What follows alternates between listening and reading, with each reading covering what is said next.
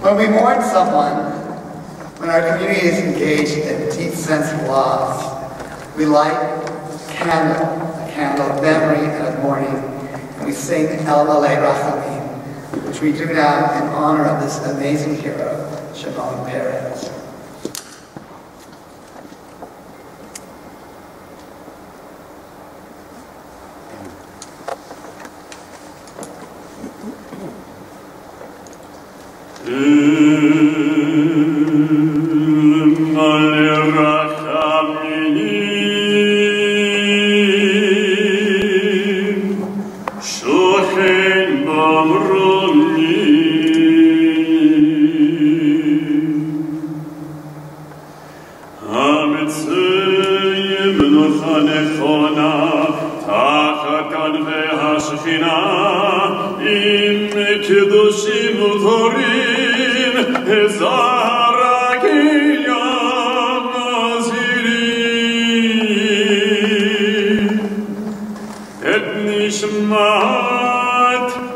Shimon ben Yitzchak v'Sara shehalach leyolamu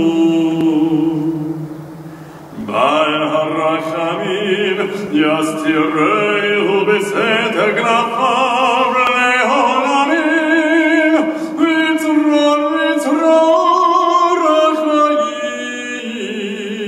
et nishmatu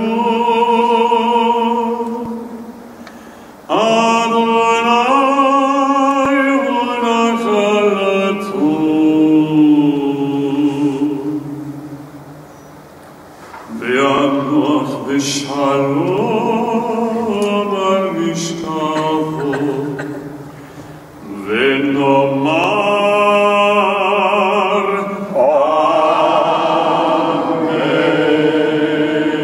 Amen. Compassionate God, eternal Spirit of the universe, grant perfect rest in your children's presence to President Peres, who has entered eternity. God of mercy, let him find refuge in the shadow of your wings, and let his soul be bound up in the bond of everlasting life. God is his inheritance, but we inherit his wonder and vision. May he rest in peace.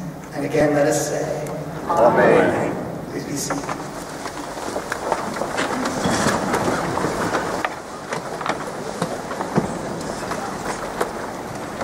Welcome. We are so glad you came tonight. We all come tonight in unity to remember and honor Shimon Peres, who died this past September 28th. In spite of the fact that he was blessed to live until the age of 93, and even in spite of our knowledge that he had suffered a devastating stroke, our hearts were filled with sadness upon learning about his death. Over the course of his life, Shimon Peres grew to be a great statesman who gave us all permission to dream the biggest dreams possible for our beloved Israel and her neighbors. In reflecting upon Peres' death, Rabbi Jonathan Sachs remarked, Shimon Peres was the great visionary of Israeli politics in our time. The tough edge of his early career softened over time into a distinctive economic and technological roadmap to peace in the Middle East. He became one of the great statesmen of our time, a living embodiment of the prophet Joel's remark that your elders shall dream dreams, helping the young to see visions. He constructed a compelling vision of hope. During those presidential years, he was a living embodiment of much that is best in Israeli and Jewish life, and he was an outstanding ambassador for his people. Even in his death, Shimon Peres invites us to come together to do the exact opposite of the partisan divide that marks our nation at this very moment. We come together to sing, to hear words of inspiration, and to mourn the loss of this great leader. But beyond those things, we can also dedicate our own selves as individuals and as a community, coming together to carry forward his vision of lasting peace. Let us commit to that as we remember Shimon Peres. We are especially pleased to welcome these honored guests: Senator Mark Leno, Alex Randolph, CCSF Board of Trustees, Michael Pappas, San Francisco Interfaith Council, and I'd like to ask if there are any other officials who come to join us and we missed your name. If you'd please rise so we can just take a moment to welcome you.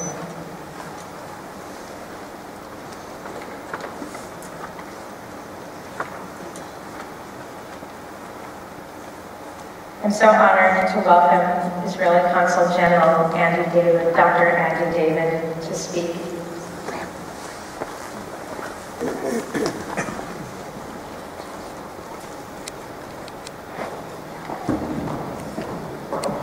Good evening.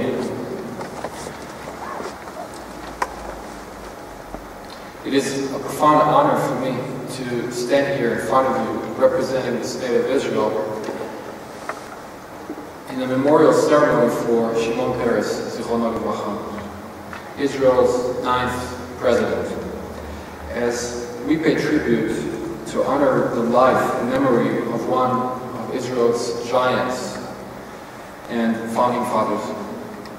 I want to thank, first and foremost, our hosts here. Thank you very much. I want to also thank our partners, the federations of the East Bay and San Francisco and the JCRC. Thank you very much. And all the other communities and leaders who joined us in this effort today. And I would also like to acknowledge the elected officials and the dignitaries who came to honor us and to honor Shimon Peres tonight. Ladies and gentlemen, in the last few weeks we have heard so many stories, we've seen so many TV programs, so many newscasts about Shimon Peres, his life, his achievements, his fighting for all of us, for Israel, for our neighbors, for a world, a better world, for peace. He was the Director General of the Ministry of Defense. He was the member of Knesset for decades, Minister of Transportation, Minister of Finance, Minister of Defense twice. He was Minister of Foreign Affairs 3 times, and he was Prime Minister twice, although some people say he was 3 times because after Rabin resigned back in the 70s, he was there for a few months. And he was the President of the State of Israel. Bill Clinton once said about Shimon Peres that the man couldn't hold a job. And he did. He did hold many jobs. In the early decades of the state, he made an enormous contribution to Israel's national defense, especially in the most sensitive and strategic areas. Past, present, and future generations will continue to owe so much of our security to the decisions and actions of Shimon Peres. Some of them still remain unknown until today. In the 1980s, as finance minister, Shimon Peres led the economic stabilization plan, which basically ended the hyperinflation we experienced in Israel and was risking our future. And in the last 30 years, he has been at the center of efforts to advance peace and coexistence with our Arab neighbors, with Jordanians, with the Palestinians, and with others, not to be mentioned by name. He understood that security without powerful economy, education, technology and science, and peace will never be complete. Dozens of world leaders, presidents, prime ministers honored him on his last journey in Mount Herzl, including President Obama, former President Clinton, Prince Charles of Britain, the King of Spain, Mahmoud Abbas, and and many more. World media has told us about his life journey. Some of them even managed to pronounce his names correctly. Peres, not Perez, or other forms that I've heard. And you will undoubtedly hear more about these great achievements from the other speakers, so I will not elaborate. Instead, I would like to speak about my president, Shimon Peres. In the last few years, I had the privilege of meeting with him on a yearly basis, and sometimes more than once a year. Either with our visits with him as Israeli diplomats, or when I was accompanying delegations to the President's house, or later to the Peres Center for Peace. If it was the Mayor of Seattle, or the Mayor of San Francisco delegations, or a delegation of Latino tech leaders from Silicon Valley. He was always an inspiration, and for me, it was always an inspiration to do more, to be better, to be a better diplomat, but more important, to be a better person. He had a tremendous ability to inspire in his deep, dramatic voice, while doing it with a grain of self-critique, mixed and marinated with his special, very special sense of humor. And I would like to quote some of his words that I've heard through the years, and some of them you've heard them too, but they were very special to hear it from him in person. I was privileged. So, he had this great humor, and when talking about the Jewish people, I remember him saying that the Jews' greatest contribution to history is dissatisfaction. And he wasn't just talking about the Bay Area. We're a nation born to be discontented. Whatever exists, we believe we can change it for the better. He also had a phenomenal historical perspective. Remember him once said that he's a child of a generation that lost one world and went on to build another world. And I remember a conversation where he quoted another conversation that he had back in the, back in the 80s with Marshal Tito, the leader of Yugoslavia, when the talk was about how do we move forward with our peace process with our neighbors, with the Palestinians. And Marshal Tito told him, why don't you create one state? Like we did in Yugoslavia. Look how wonderful it works for us. He was polite, but very sharp when addressing us and our neighbors. He said, the Middle East must never lose pride in having been the cradle of civilization, but though living in cradle, we cannot remain infants forever. When looking for creative answers to difficult problems like making peace in the Middle East, he said, when you have two alternatives, the first thing you have to do is look for the third one, the one that you didn't think about. Understanding geopolitics and how they mix with environmental issues. I remember him once saying to us a sentence that really made the point. He said, the sun is more reliable than the Saudis. As a visionary, he looked way into the future. He said, we know that computers are mightier than guns. We know that the new opportunities reside in the campuses of scientists and not in the camps of the army. And that certainty continues to inspire my work here at Silicon Valley, in San Francisco, in Seattle, that importance of science and technology. When he was often accused of being a dreamer, being naive, being unrealistic dreamer, his response was that people who have no fantasies don't do fantastic things. And Shimon Peres won the Nobel Prize as well of the hearts of so many, but he had often lost political battles, political elections in Israel. When he so surprisingly and against all odds, or against all the pre-election polls that were published back in 1996, before the 1996 elections, when he was asked afterwards what he felt, he said, you know, public opinion polls are like a nice French perfume. It is nice and has a nice and pleasant smell, but don't try to drink it. It's bitter. He loved to travel and moved in many countries and met with so many world leaders, but when asked why Israel is his favorite, he said, Israel is the most dramatic country in the world. Everybody's engaged. Everybody argues. When I leave Israel, I get a little bored and I want to go back. And certainly, he had a very interesting life. Just in the last couple of years, at the age of 91, in a meeting that I was present in, when he was asked if he regrets anything, he said, at the age of 91, regrets are for old people. I prefer to make more plans for the future and live young. You are as young as your dreams, as not as old as your calendar. He added, at my age, after looking back, if I feel that I have to make a choice between being experienced and cynical or being curious and innocent, I prefer the second. It is much more appealing. And to end this, he's often, very often quoted a famous remark that I heard at least twice. In saying it, said that optimists and pessimists die the exact same death, but they live a very different life. And he did live a very different life.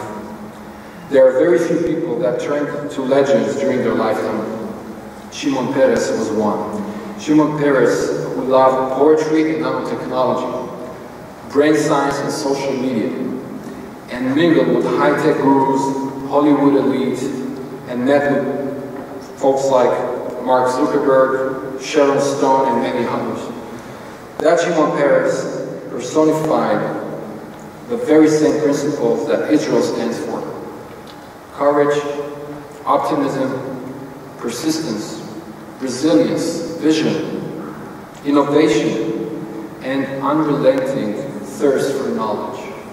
He evolved, he matured, he changed, and much like Israel itself, he transformed. But one thing never changed, his love for Israel and his commitment to the Jewish people and his yearning for peace. May we all merit to follow in his legacy. We will miss him. I miss him. May his memory be blessed. Easy Chol.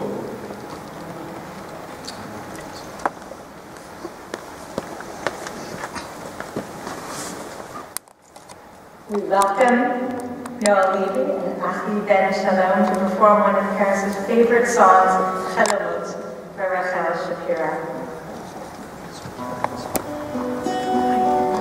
Love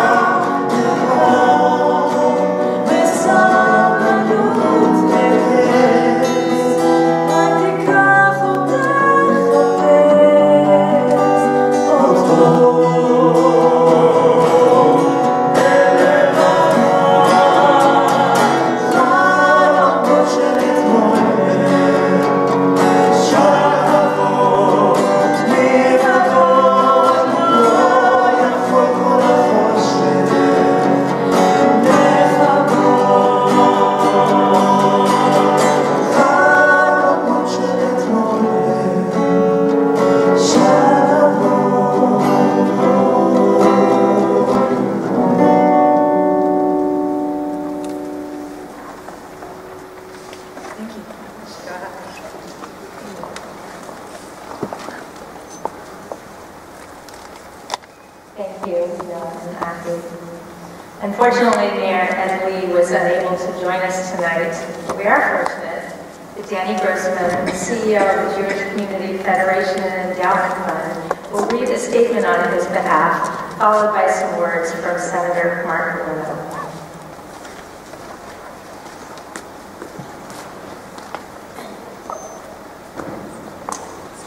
Privileged to be with you here this evening and to share this statement from the Mayor. Dear friends, I regret very much that the pressures of my schedule prevent me from attending this celebration of the life of Shimon Peres. I would have liked to be present to speak of the man I admired so much and to whom I presented the city's highest honor, the key to the city, at this very location, Congregation Emanu-El, just a few short years ago.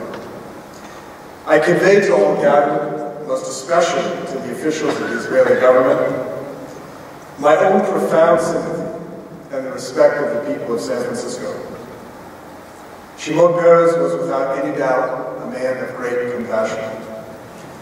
While some may think we shall all be the poorer for his passing, I believe that we shall be the richer for that which he gave to us while he walked the earth.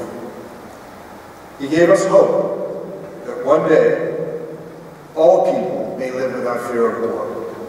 We are all beneficiaries of his dedication, strength, and purpose. May Shimon Peres remain a light to guide us toward that peace that eluded him during his own lifetime. Sincerely, Emanu-El and Mayor of San Francisco.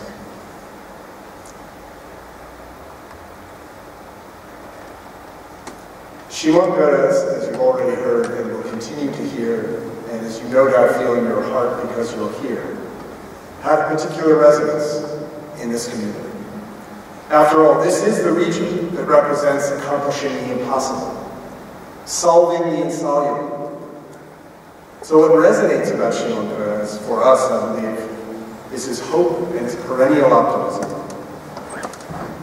For him to pass in the midst of this excruciating election cycle, seemingly devoid of hope, and in the midst of global turmoil, especially in the Middle East, is particularly difficult. You'll note that virtually everyone up here, as you hear them, has met Shimon Peres. And while, of course, it's a selected group, I don't think this is that surprising, because he really made the effort. I had the privilege of meeting him several times, the last of which was last spring with the Grand Leadership Institute group from the San Francisco Federation. We were a group of 15 Federation lay leaders, just 15. And he took time from his schedule to come, crack jokes, shake all of our hands, talk about his hopes. He shared the humor for which he was known and which the Consul General mentioned. I suppose if he were here, he would probably jokingly push us not to spend time celebrating his legacy, but get out there and crank that flywheel of change for the things that he knew had to change. So somewhat in this vein, let me close by urging us, even as we celebrate his life, to nurture and sustain his legacy of hope and inspiration, to ensure that our community thrives, even with all the external pressures we face, to do all we can to resolve the conflict between the Israelis and the Palestinians that he worked so hard to resolve. Not to dream the impossible dream, but to achieve it. Im tirtzu is all about that.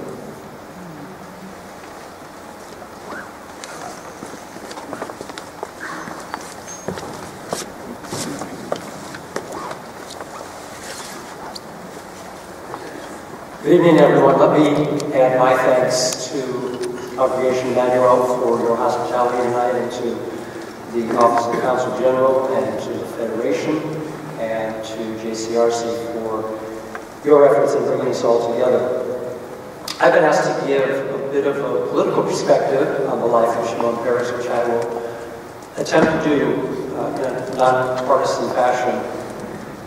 6 decades of public service and public life, reflecting his lifelong passion for his nation, which he loved with all of his being. Served as Prime Minister, as mentioned, 3 times, though he never won an election. A brilliant intellect, he spoke 6 languages. He wrote poetry and songs, and became Israel's first Prime Minister to become president, and was Israel's first president to master social media. And you really should check him out on Snapchat and his YouTube channel. Very impressive. His accomplishments are prolific and historic, but I think, as all the speakers have mentioned so far, will remember him as a champion of peace. This is the man who nearly single-handedly built Israel's astounding military might and then worked equally to establish peace with Israel and her Arab neighbors.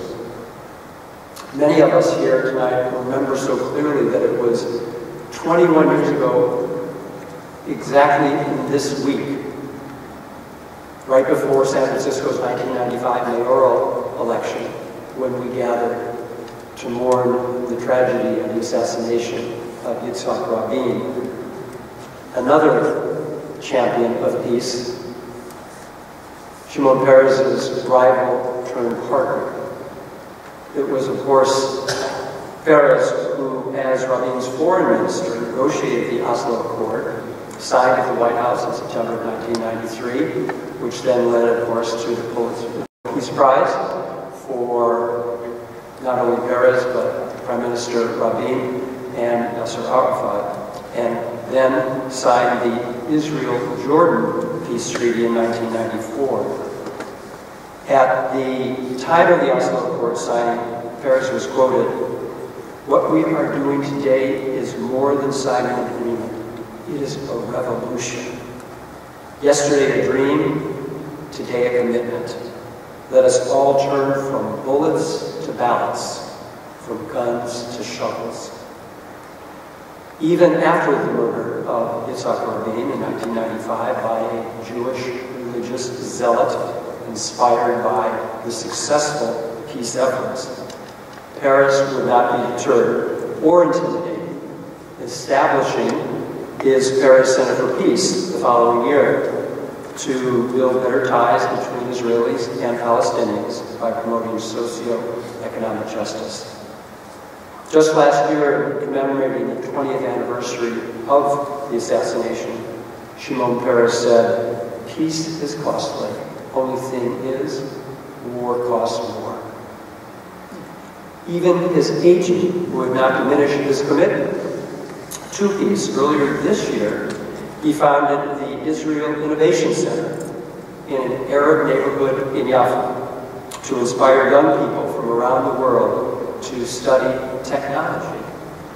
At the laying of the foundation stone just this past July, Peres said, "We will prove that innovation has no limits and no barriers. Innovation enables dialogue between nations and between people. It will enable all young people, Jewish, Christian, and Muslim, to engage in science and technology together and equally."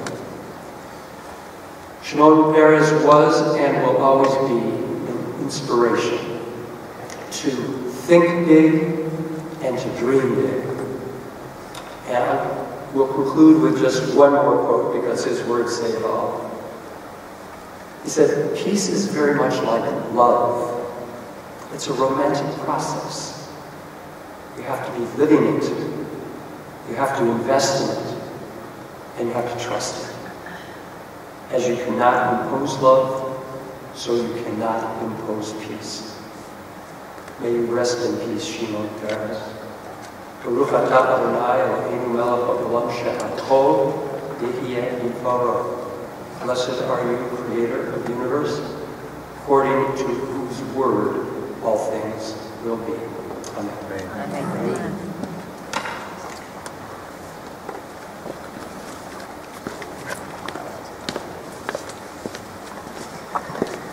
Thank you, Danny. Thank you, Senator Leno. As As you heard, so many of our members here today had a chance to meet President Peres. Rosamund Swig, who's a civic leader both locally and nationally, will share for a moment some reflections on the time that she got to meet with this amazing human being.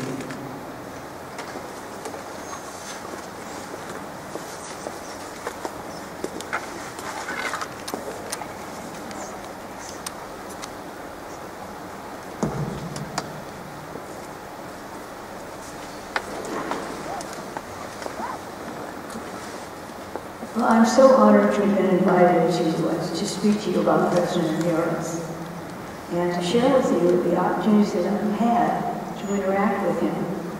I had met Shimon Peres many years ago, primarily due to my long association as a national officer of AIPAC. My colleagues and I had annual small group meetings with him in Israel, in his office, and at the President's residence in Jerusalem, and then again in Washington, D.C., when he was invited and attended AIPAC's annual policy conference. In any and all cases, I always felt a special calm as I listened to him and observed his demeanor. In any and all cases, I knew that I was being embraced by history and listening to a historic figure, a world leader, an intellectual who's wise and confident and calm and respectful. An individual so grounded in his values that it enabled wise decision-making, who understood the imperative of listening, who sought common ground and the willingness to agree to disagree and move difficult issues forward. A peacemaker with focused pursuits, innovative thinking, a leader who reflected a calm confidence that gave you the confidence to join with him, and a gentle man, a friend of so many, and yet of each of us individually. As I was asked if I had any personal or intimate meetings with President Peres, my immediate response was, yes. And then I thought, no. But yes. And most probably yes, because when Shimon Peres spoke to you, he reached into your heart, your mind, your soul, with an intimacy and an authenticity that was as a magnet. And you left the moment all the better for that time together. 4 years ago, as today, I stood on the bima before a great audience and had the honor of welcoming President Peres and presenting him an archival gift honoring his visit. It was a remembrance of the liberation of Jerusalem on December 10, 1917, by General Allenby. It was a playbill from a pageant that was held at the San Francisco Civic Auditorium. And that was in 1918. And it was an extravaganza with over 800 individuals, costumes, and doing dramatic tableaus. It had on the back of it the Balfour Declaration under the title, The Charter of Zionism. This early 20th century liberation of the Holy City was dramatically paralleled with that of Judah Maccabee on the same date in the year 165 BC. As Shimon exercised his positive vision, he never forgot who he was or where he had come from. And he always engaged in the greatest Jewish value of tikkun olam, engaged in reaching out to repair the world, to help, to guide, to set an example, through his accomplishments to further the Jewish people and the Jewish state. Shimon influenced positive change with unparalleled vision and wisdom, and he continued up until his passing to move the nation of Israel towards its full potential in a global society. In his late 80s and 90s, he championed nanotechnology and created the agency in his agenda to aggressively push forward the new ideas for water sources that would help to make the Negev bloom. And he created new industry, new villages and towns, and new job opportunities. His success in putting thought to action is legend. And those of you who have traveled to the Negev, to Ben Gurion University, and the high-tech industries in the surrounding areas are seeing the still early results of his vision, and it's dramatic. President Peres lived in the president's house in Jerusalem and privately in Tel Aviv. And though he was a world figure, he was really renowned for being a very private person, keeping his family life away from the fray, and his loyal gatekeepers, devoted and respectful to his wishes, honored his privacy and created a safe and sure environment for his public and his private activities. And in our friendship with him, they became our friends as well.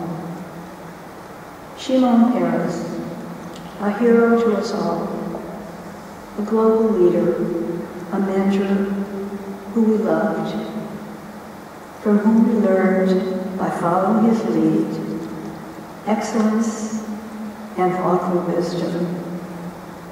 Shimon Peres, may he rest in peace, and may his memory be a blessing to us all. Thank you.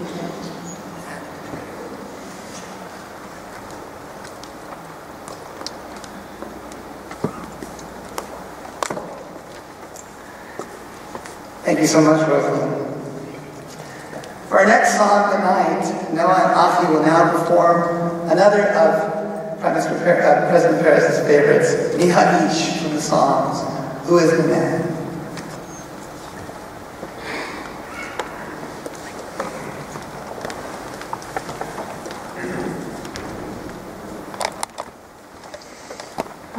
Those of you who are familiar with the melody or happy or welcome you to join us.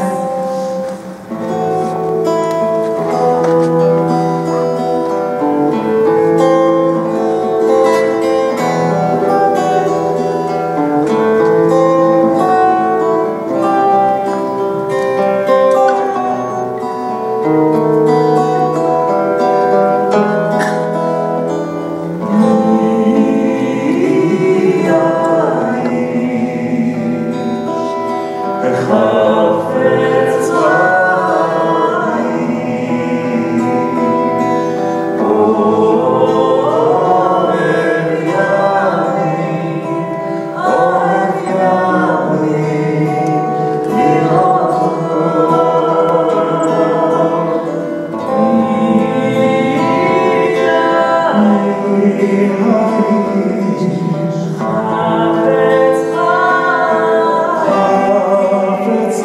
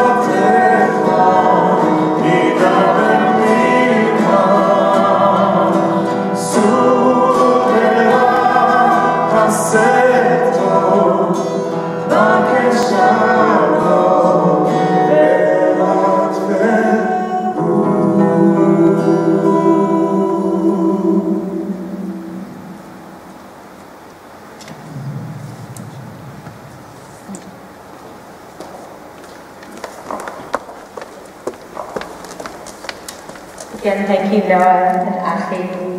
Next, we welcome Dr. Aaron Kaplan from San Francisco State University, who will speak on Peres' legacy, and we'll see another video.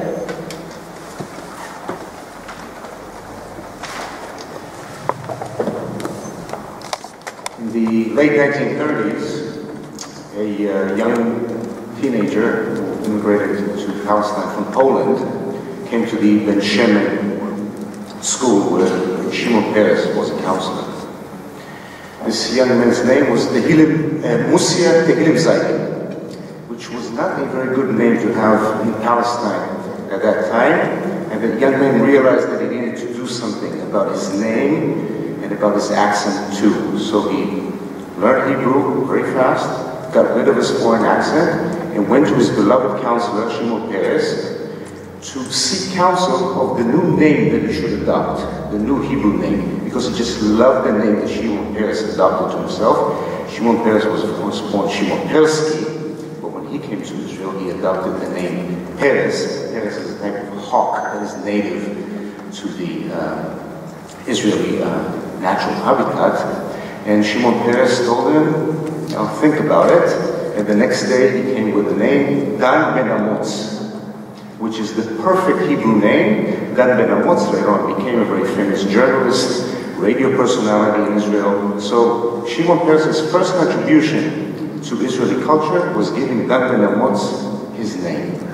But despite the fact that Shimon Peres had an ear to the new Hebrew culture and the Zionist revolution that was going on, he himself always remained somewhat of a foreigner.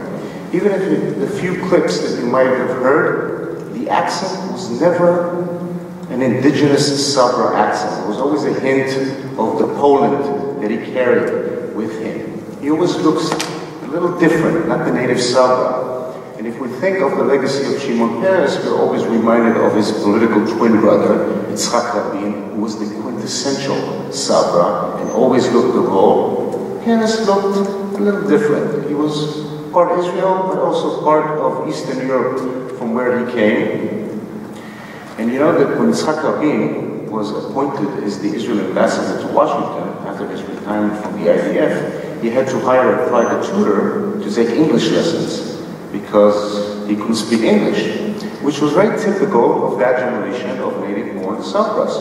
They weren't interested in education, they were interested in being farmers and fighters, and so education was only secondary to them.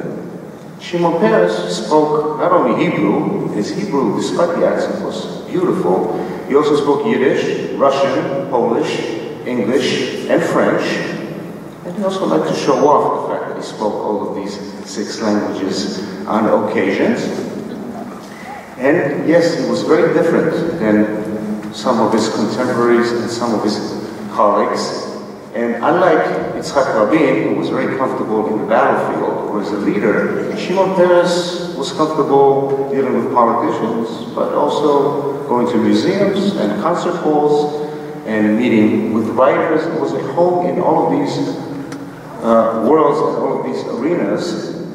Not long after his death, a young Israeli writer, Iris Lael, published a wonderful article. She was working on a book with Shimon Peres, a book that will not be published. But as they were working on the book, they exchanged all sorts of ideas about Judaism and Hebrew culture. This was the goal of the book. And Shimon Peres told her, you know, Isaac Bashevis Singer, the great writer, he said that the Jews have two languages. One language to speak with God, one language to quarrel with God. And this young writer said, wow, that's a great quote. What did Bashevis Singer say? Can I get the reference? I might include it in my book. And Shimon Peres looked at her and said, what do you mean? He said it to me when I met with him. Because this was the type of milieu that Shimon Peres kept, not only with politicians and leaders, he was a man of the world in the truest sense of the word, and quite unique among his contemporaries in this regard. And Shimon Peres was always appreciated and loved around the world. From early on, he was always welcome in many places, admired. But I have to tell you, this was not the case in Israel.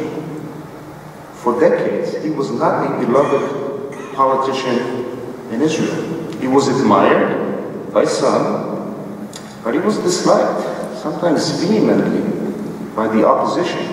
It was only when he was appointed president that he received wide love and appreciation from the Israeli public.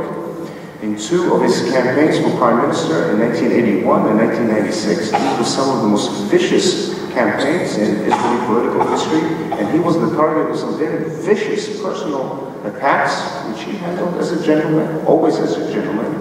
But this was the political reality when it came to the life and legacy of Shimon Peres.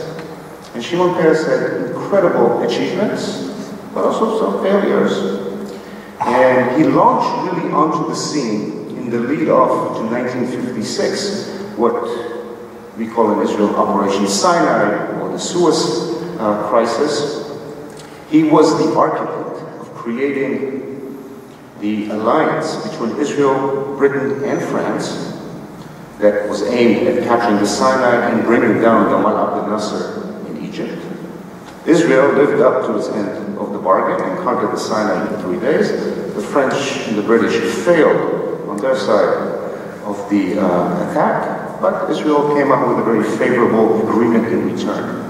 But it is the agreement leading up to the operation that was the real work of Peres, where he showed his real genius.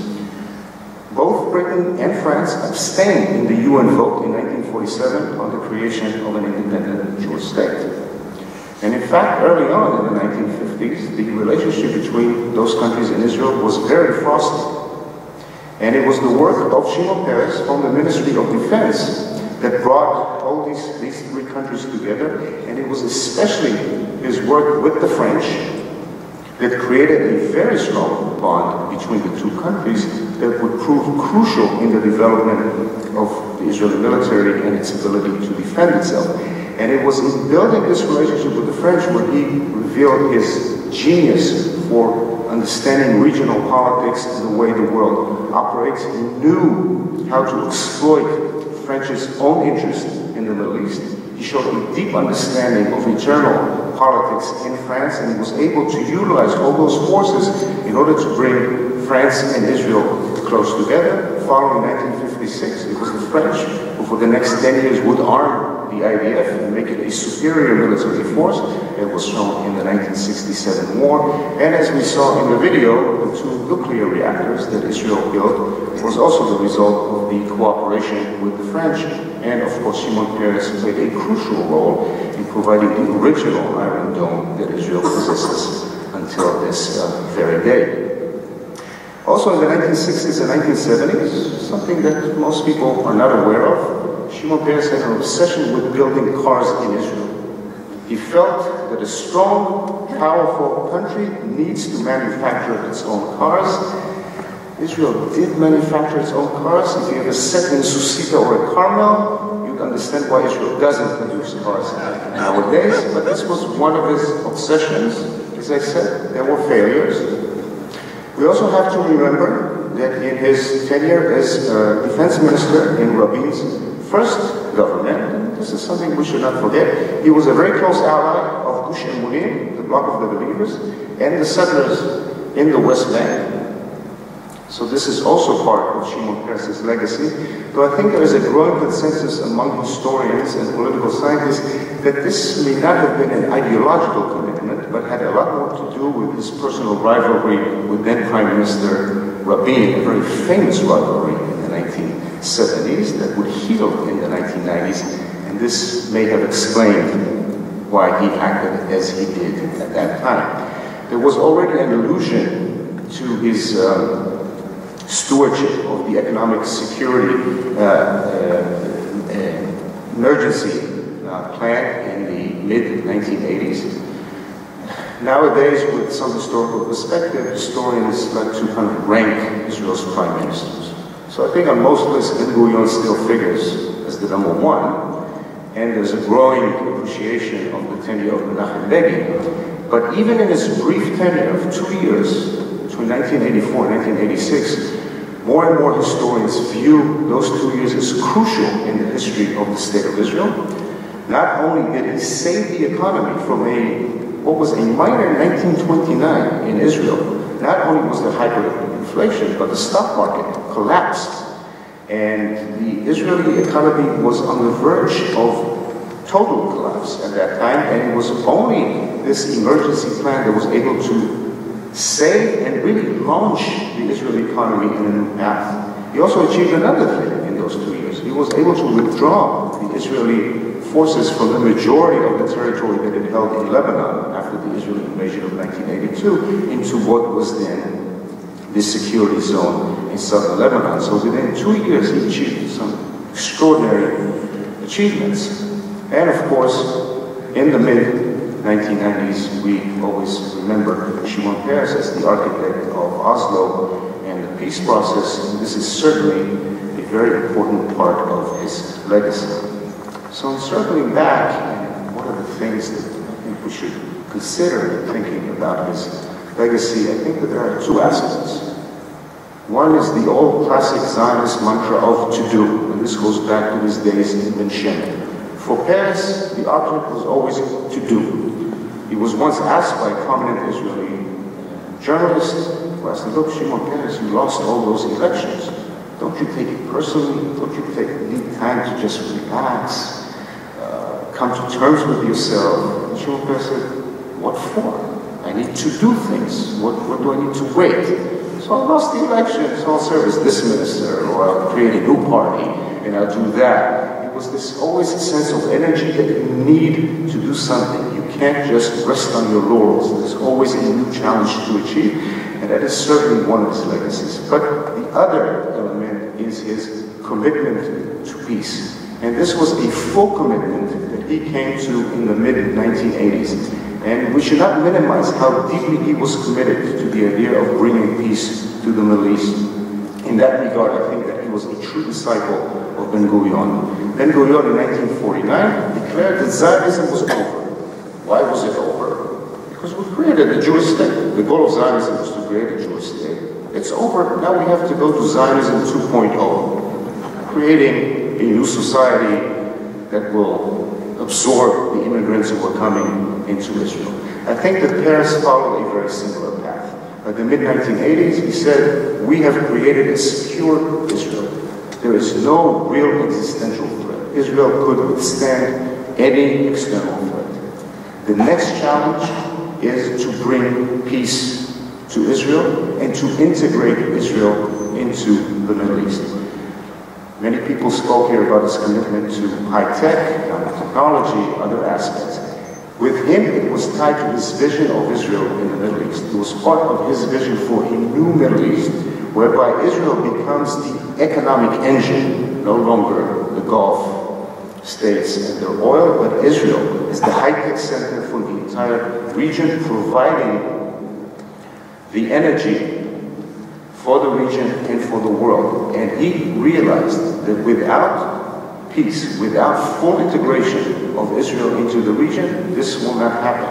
And this, by the way, did not start in Oslo. It started in 1987 in the London Agreement between Peres and Hussein, which in fact created the blueprint to the Madrid Peace Conference of 1991. And when that did not materialize, Again, it was Peres always to do, and always telling his young advisors in the foreign ministry, don't tell me there's no way, find new ways to bring it about, which created the template for Oslo and the peace process that started as a result. So if we remember Peres, I think we should think about those two things, to do and to do peace, because I think this is the legacy that he would have liked all of us to continue.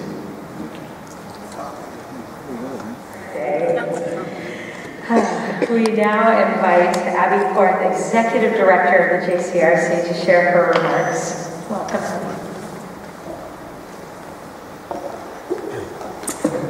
Jewish tradition teaches us that the truly righteous do not need monuments made of stone. Their words are the monument to their legacy. And if Shimon Peres' words are a monument, then I will always remember learning from him what the Consul General shared with us, that the Jews' greatest contribution to history is dissatisfaction, and that we're a nation to be discontented, and whatever exists, we believe can be changed for the better. Shimon Peres made a lasting impact on our world, on this community, and on our people. He taught us that we are imagination more than our memory. In that spirit of using our imagination to advance a vision for the world in which we wish to live, the Jewish Community Relations Council has launched a major initiative to herald peacemakers.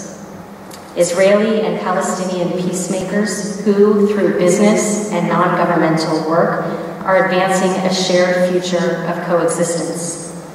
We've left information in the back about this initiative, Invest in Peace. We invite all of you to join us as we honor Peres' legacy of advancing peace by championing the heroes who, in the immortal words of Shimon Peres, are the people of dissatisfaction and of change. I'd like to welcome Rabbi Brandt, the CEO of the Jewish Community Federation of the East Bay, who will lead us in a closing prayer.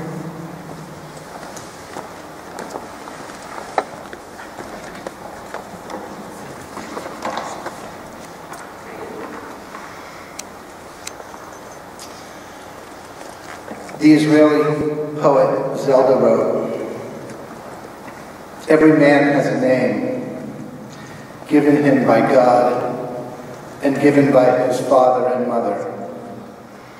Every man has a name, given him by his stature and by his way of smiling, and given him by his clothes. Every man has a name, given him by the mountains and given him by the walls.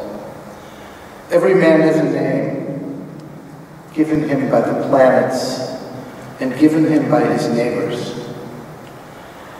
Every man has a name, given him by his sins and given him by his longing. Every man has a name, given him by those who hate and given him by his love. Every man has a name, given him by his holy days and given him by his handiwork. Every man has a name, given him by the seasons of the year and given him by his blindness. Every man has a name, given him by the sea and given him by his death." Shimon Peres bequeaths a remarkable legacy to the Jewish people. His example serves as a model for the current and future leaders in Israel and around the globe.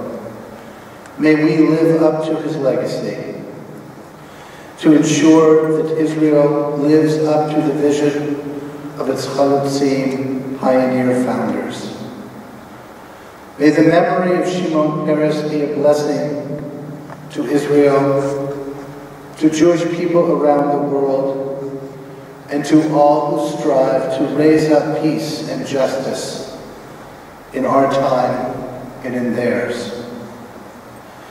May his children his grandchildren, and his great-grandchildren, and all of his family be comforted among the mourners of Zion and Jerusalem. Standing on his shoulders, may we too dream dreams, may our youth see visions, and may we continue his work of pursuing prosperity and security for Israel, and peace and justice for all God's children. The example of Shimon Peres' life is a challenge to each one of us. As we go forth, may we accept this challenge as a blessing. Amen.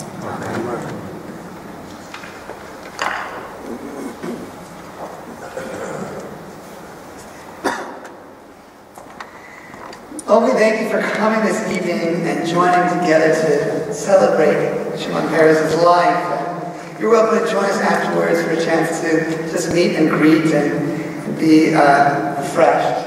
But we'll conclude with this song by Cantor Abbey, Shir LeShalom, Song of Peace. Please rise.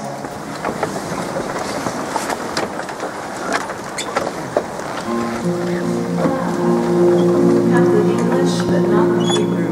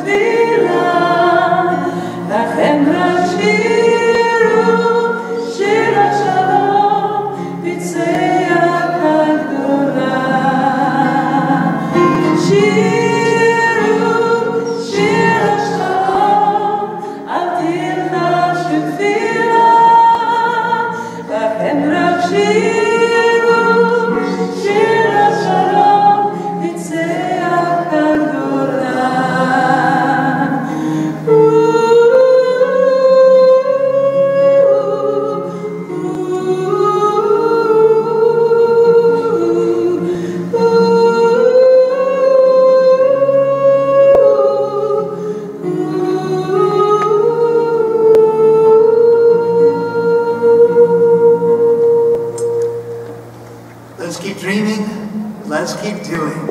Thank you for coming.